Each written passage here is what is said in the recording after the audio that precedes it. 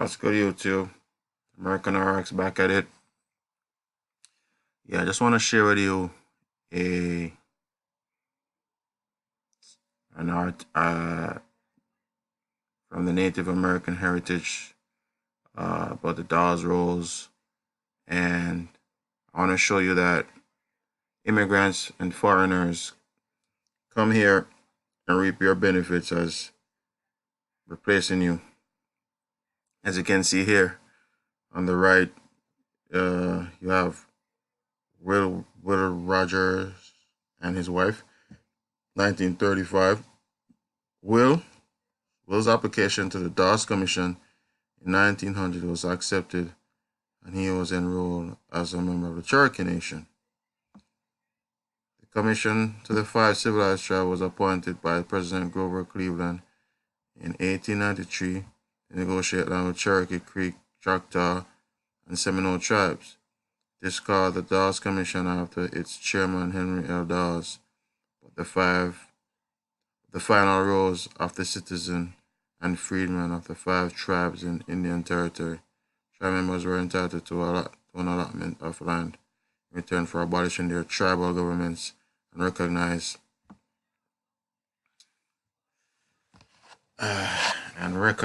federal laws. In order to receive the land, individual tribe members first had to apply to be deemed eligible by the commission. So these people are acknowledged as Native American Cherokee, right? And they got enrolled through the Dawes Rolls, right? Will Rogers and his wife, right? I'm pretty sure these people are they're either if not them, their parents came through Ellis Island, okay? I'm gonna show you what Ellis Island is, right? So as you can see, he applied to the Dawes Commission, right? He applied. Will's application to the Dawes Commission in 1900 was accepted, and he was enrolled as a member of a Cherokee Nation. I don't want to laugh so hard, man, but I want to cry too, because this is sad. This is unfortunate, man. So can you imagine the amount of immigrants that came in and took our place through a federal system, and they determine who was in and who was not when they are the immigrants. How ironic, huh? And that's something. But let that sink in. Let that sink in for a minute. Just close your eyes and take a deep breath and let that sink in. This is what's been going on for centuries, okay? Since you have your Dawes Rolls, your civilized tribes, which are nothing more than federally federally created organizations, right? Through your Indian Bureau of Affairs, they through these organizations they take your land, you know what I mean, and reclassify you as Negro, Black, Colored, African American. You know what I'm saying? They traded places with you through Dawes Rolls. You know what I'm saying? They free the freedman is really the Indian, but what they did was they have him become a free man because what happened was the Indians wanted to assimilate, or they were indirectly forced to assimilate. So what happened? They had to become freedmen. You know what I'm saying? They give up their status as Indians, become freedmen, while these foreigners come in and just become Indians because it's just I mean, ridiculous, man. And these people have been collecting all types of checks for centuries, man. And this is who mixed in and take over. You know what I'm saying? I mean, these are not even the original names of the tribes. These are just federal organizations. You know what I'm saying, and if you didn't make the Dawes rules, then you're not recognized as an Indian, according to them. That's why I always say Indians are taxed, man, all the way to the bank, bruh. That's where we gotta be. We gotta organize, take care of our house, and pull together. Anyway, I'm gonna show you. Let me show you what Ellis Island is. And this is how they created even the immigration, the ICE and all of that stuff. That was not for us. And I'm saying that was not for American Indian, West Indians. It was not intended for us. Oh, however, since we were reclassified as by the colonial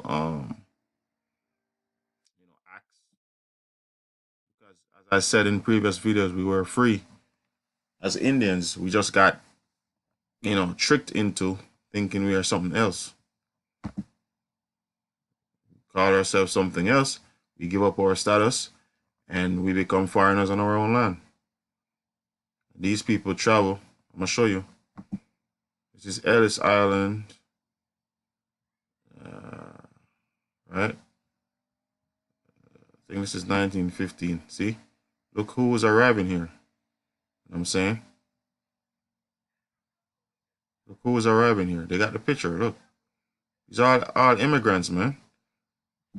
Don't these people and the picture I just showed you just now, don't they look the same? Hmm? They're immigrants. They're coming off the boat. We didn't come off a boat. You think we got? We think we got? So how come they don't have the pictures of us getting off the boat? Hmm? We don't even see a painting of us getting off the boat. So we have evidence that they got off the boat. So how come they become Indians? How? How is that even possible, man?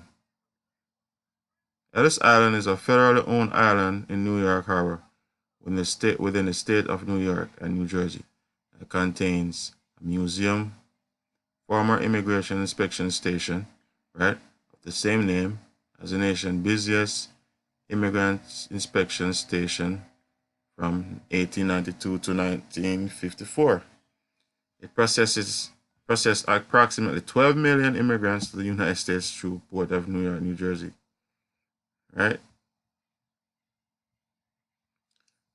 Today, the island is part of a Statue of Liberty National Monument, a U.S. national monument. The north side of the island hosts a museum of immigrant migration accessible only by ferry.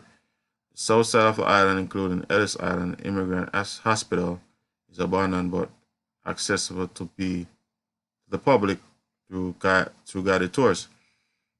So, how come they don't really talk about Ellis Island? You hear about all this Black History Month, all this, black that, black, black. You hear that all day, every day. But you never hear they talk about these immigrants coming through Ellis Island, right? In the 19th century, Ellis Island was a site of Fort Gibson, right? A component of a fortification of New York Harbor. It later became a naval magazine for strong artillery. The first inspection station opened in 1892 and was destroyed by fire in 1897. Always a fire, huh?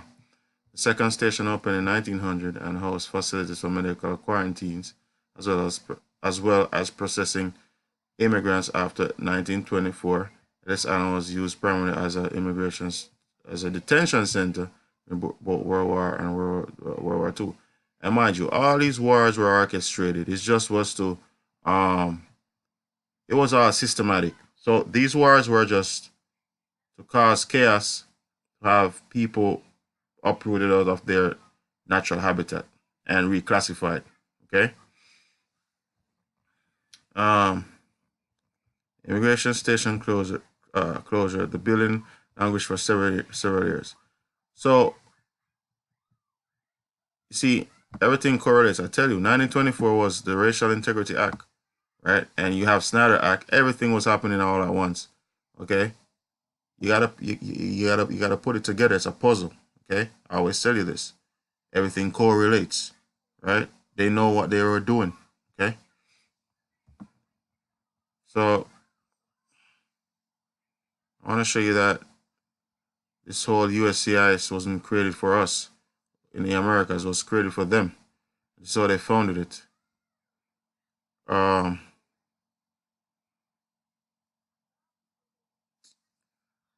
I'm trying to find it. It breaks down. Let's see. So it's immigration procedures. Okay. So it is estimated that 10.5 immigrants departed for points across the United States from Central Road of New Jersey terminal nearby. All right. So today, 100 million Americans, about 30% of the population of the United States, can trace their ancestry to immigrants who arrive in America at Ellis Island, right? 30%. Initial immigration policy provided admission of most immigrants to the United States other than those with mental or physical disabilities, right? Mind you, they were coming here way before Ellis Island. You know what I'm saying? But this is when the majority of them arrive. But they were coming in between. You know what I'm saying? See? Eugenics influence. When immigration through Ellis Island peaked, eugenic ideas gained broad popularity and made heavy impact on immigration to the United States by way of exclusion of disabled and morally defective people. Eugenics of the late 19th and 20th century believed human reproductive selection should be carried out by the state and collective decisions. So I'm telling you, for many eugenicists, this was considered a patriotic duty as they held interest in creating a greater nation race. I told you, man. Look these people up. Okay? He was. So these people who is one who write all your books. Okay? Opening words to the New York Journal, 1911, were as biologists well as patriot. So why do I see eugenics involved with Ellis Island? Huh? I tell you, man. I tell you, this is all smoke screen, man. People with moral or mental disability who were a fire concern to officials and the law under the law required to be excluded from entry to the United States. Person with physical disability were under highest inspection and could be turned away. So they wasn't even doing eugenics to their own people. But we got it the worst because the Walter Plecker and all of them, teamed up to disenfranchise us. So these immigrants could replace us, man. You gotta think, man. You gotta see the war. It's a war, man. See? The first immigration station, see? The army had unsuccessfully attempted to use Ellis Island for convalescence for immigrants as early as 1847. Right? So you could check it out. You could read it for yourself. I wanted to show you where the USCIS was formed, the INS, you know what I mean? This is where that whole ICE thing came from. Okay, they're the immigrants, man. I should be picking these people up, not us. Island folks are Americans, man. You know what I'm saying? You can't pick up an American to put him somewhere else in America. That's trafficking, right? Right? That's forced labor, involuntary servitude, and trafficking, right? Anyway, man, I'm out of here, man. Peace out.